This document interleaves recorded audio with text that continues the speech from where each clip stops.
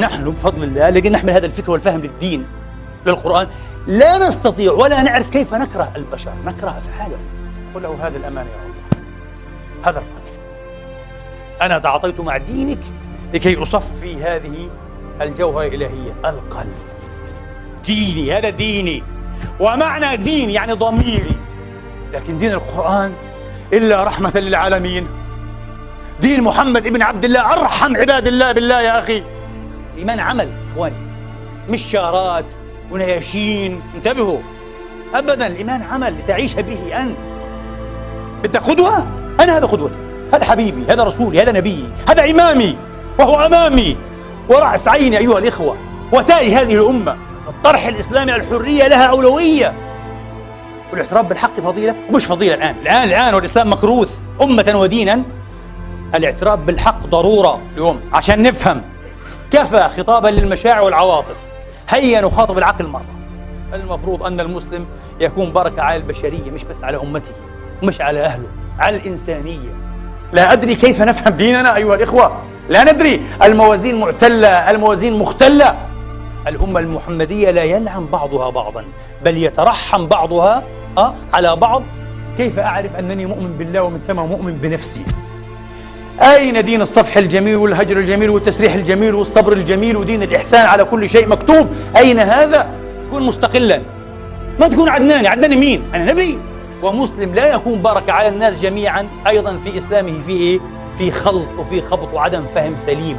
وهذا معنى إنما بعثت لأتمم مكارم الأخلاق.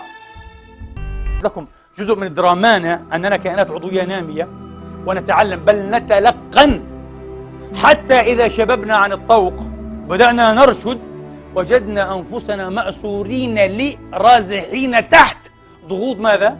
الأنماط والقوالب والنماذج الثقافية دون أن ندري ونمارس بعد ذلك الفكر والاستنباط دون أن ندري. مأساة، هذه مأساة. لا يكسر هذا الطوق اللعين إلا ماذا؟ إلا المفكرون الأحرار الجهابذة القادرون على أن يتجاوزوا ماذا؟ ذواتهم أيها الإخوة وأنماطهم. هؤلاء الأذكياء، هؤلاء العباقرة المفكرون النجوميون كما يقال.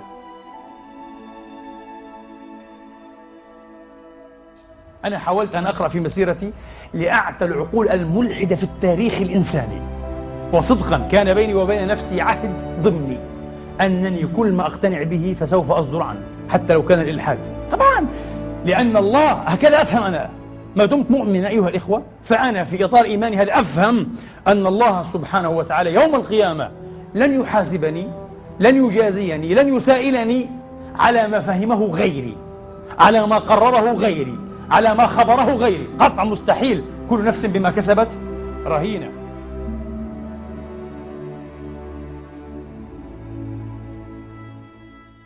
وتركنا عليه في الآخرين سلام على إبراهيم. قابلية كيميائية خطأ. هنا الكيمياء تسمح أنه هذا مكان هذا وهذا مكان هذا، والكيمياء لا توجب هذا التتابع أبدا، لا يمكن.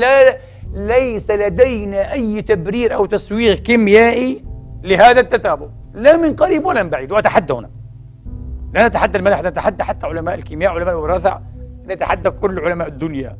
لأنه إذا كان في جسيم هنا الآن وجسيم آخر على طرف الكون على بعد مثلا 90 بليون سنة ضوئية، قال لك حسب مبدأ الفيرشترونكونغ بصير بينهم ايش؟ تآثر لحظي. لو التآثر حسب أينشتاين والفيزياء الكلاسيكية أيضا بده بسرعة الضوء، بعد قديش بده يوصل؟ بعد 95 بليون سنة.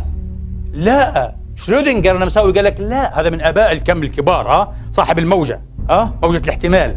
على كل حال قال لك هذا يحدث لحظيا. أينشتاين انجن شد شعره، قلت لكم هذا عالم مجنون، معناها هتخربطون الدنيا كلها وهتطلع الأمور مش مفهومة بالمرة. إيش قال؟ قال يعني تأثير شبحي عن بعد. الغزالي في فيصل التفريق بين الإسلام والزندقة حكى عبارة ألمتني وأحزنتني، يقول: استحقر من لا يحسد ولا يقذف، واستصغر من بغير الكفر والضلال لا يوصف. فأبو حامد لهذا الشيوع المجنون للتنابز بألقاب الكفر والنفاق والزندقة، عارف ايش قال؟ قال أنا شايف كأنه ما في واحد ذكي وما في واحد عالم متفوق مبرز إلا يوصف من هؤلاء الأغمار الجهال بماذا؟ بالزندقة.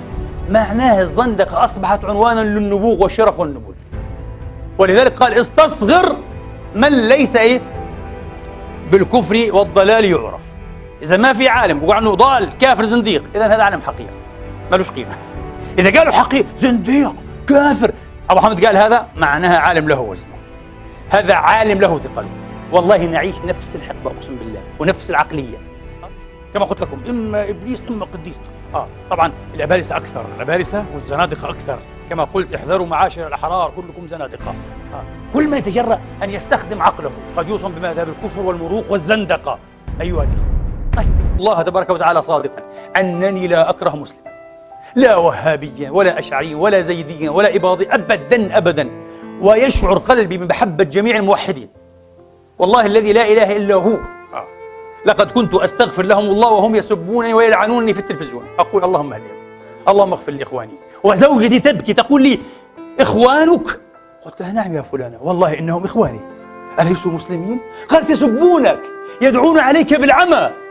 قلت لها تبا لي والعلم، إذن تبا لتدين الاستعراضي المظهري إذا لم يكن لي في محمد بن عبد الله قدوة، شيء من قدوة على الأقل أقتدي به في شيء. الذي كان موقفه إزاء الكفار الذين أعنتوه وكذبوه ورموه بالعظائم وألجأوه حتى أخرجوه من أرضه وغربوه وألموه، الحزن يحزن عليه.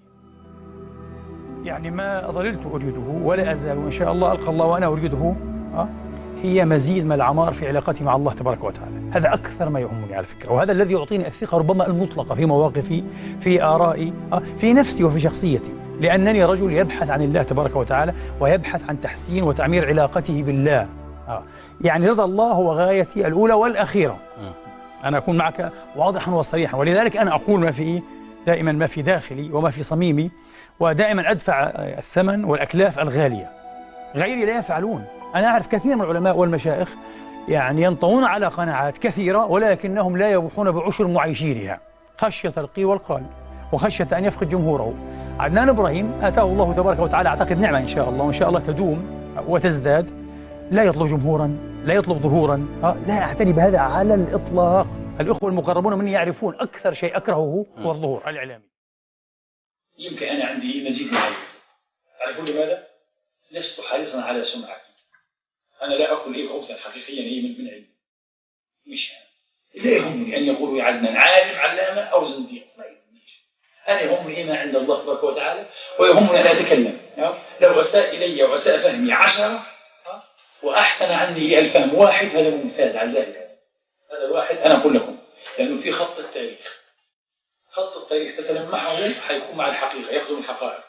شو المرة جنرال فرنسي في الجزائر عمل حركة شاذة هيك وبدأ يؤيد الثورة الجزائرية. لما يجوا قالوا تعال هذا خيار عودنا، ايش قصتك انت؟